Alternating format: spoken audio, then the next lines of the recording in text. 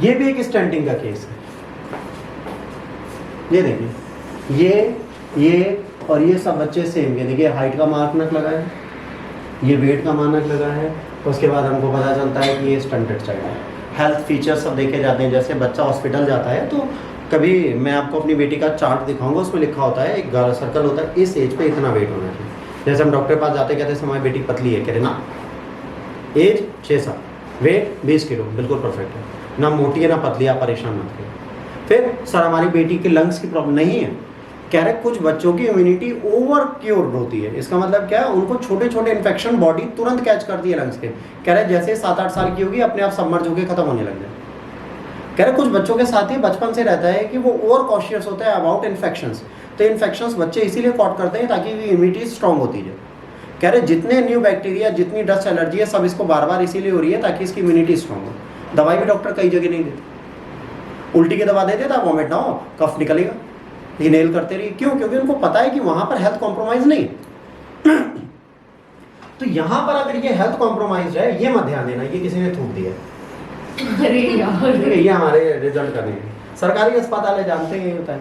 इसके बाद स्वच्छ भारत 2.0 हमने लॉन्च किया भाई साहब। हमने ये कोशिश की कि हम भारत को ओपन डेफिकेशन फ्री का स्टेटस दिला देंगे और हम कोशिश करेंगे इसके साथ बायोगैस प्लांट्स, जिसे गोवर्धन बोलते हैं, इस पे काम करें, ठीक है। और हम कोशिश करें, देखो जानवर भी तो ओपन डेफिकेशन करते हैं, तो उसको गोधन में डाल देंगे। इंसानों का उठा नहीं सकते आप लोग, हिम्मत ही नहीं होगी किसी की, तो वो गोधन में जा नहीं सकता तो वो सीवर में ही जाएगा।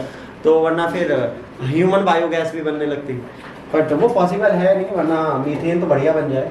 तो मोदी जी ने बहुत प्रयास किया, मोदी जी ने सबको बाथरूम दिए। देखिए झाड़ियों के बीच से होते हुए अंदर जाएंगे, ऐसे बाथरूम बना के दिए गए और लोग गए।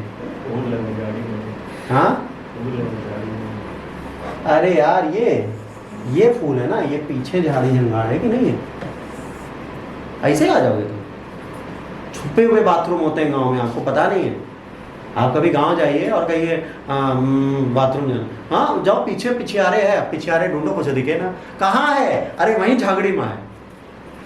और अंदर जाओ तो ऐसी गर्मी, बाय गॉड, अगर जून में आपको इन कमरों में बैठा दिया जाए दोपहर में, खुदा ना खास्ता आपका पेट खराब हो जाए। तो आपका पेट सही हो जाएगा पर आपका दिमाग खराब हो जाएगा थोड़ी देर। इतनी तकलीफ होती है, बट लोग कर रहे हैं, क्या करें, झाड़ी झंगाड़। इसीलिए ये देखिए ऐसे भी बनाए जाते हैं, ऊपर भी टीन नीचे भी टीन, यहाँ पे सीवेज बना के ढक्कन लगा दिया, जाओ बेटा होने। अब समस्या क्या है, ऊपर टीना गरम, इधर का टीना गरम और आपका अंटीना गरम। अब आप क्रोध में आ गए कि आजा हमारी सटकली। फिर आप जब बाहर निकलोगे, ये दिमाग के अंटीना ऐसे खड़े खड़े, आठ तेरी तो कौन है जिसने बाथरूम बनवाया। तो भाई साहब बाथरूम बनवाते समय आपको थोड़ा लॉजिकल रहना है, वेंटिलेशन का प्रॉपर ध्यान रखना है, बाथरूम एक स्टैंडर्ड में बनने चाहिए, ठीक। अब देखो ये बड़े बुजुर्ग हैं, ये बेचारे बाथरूम में लगे हैं, बाथरूम जाने के लिए इन्होंने कहा don't worry, that's just for adult. 2 बच्चे पॉटी कर रहे हैं, कह रहे डोंट वरी, कह रहे चिंता ना करो, एडल्ट के लिए नहीं है माए, हम लोग कर सकते हैं। यही रीजन है कि आज हमारे शहरों में भी 2 छोटे बच्चों को माए पैर में बैठाती है, कहती है बेटा और नाली में करा के निकल जाती है, क्योंकि बच्चे अलाउड है। बच्चे are not aided in open defecation free environment. और जब आपका पैर बूढ़ जाता है देन दैट इज द बच्चा वाली पॉटी। स्मॉल बच्चा पॉटी इज अवेलेबल एवरीवेयर, तो यू कैन ट्राई दैट, पैर बुढ़ा के, ठीक। तो ये बच्चे आराम से क्या कह रहे हैं, मोदी की कमियां बता रहे हैं। ये क्या कह रहे हैं, बेटा ओपन डेफिकेशन का मतलब है ये एरिया साफ, ये जो रंग बिरंगा है ये नहीं होना चाहिए। अब कुछ गिट्टियां हैं, कुछ डस्ट डस्ट, ठीक। तो गिट्टियों के आगे जो है वो समझ रहे हैं, वो पड़ा हुआ है, तो इसकी सफाई हम नहीं कर सकते क्योंकि हमारे देश की सबसे बड़ी समस्या है ओपन डेफिकेशन का मतलब ही हमको नहीं पता। सर ये दोनों बच्चे मुझे बड़े प्यारे लगे तो मैंने आपको डाल दिए। ये बेचारा थोड़ा प्रेशर में, ये रिलैक्स में कह रहा है don't worry babes I am there.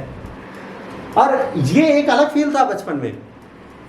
आज आप बाथरूम में अकेले जाते हैं, एक टाइम पे आमने सामने बैठते थे तो प्रेशर अपने आप आ जाता था, अबे तेरी हो गई मेरी नहीं हुई, टेंशन होती थी।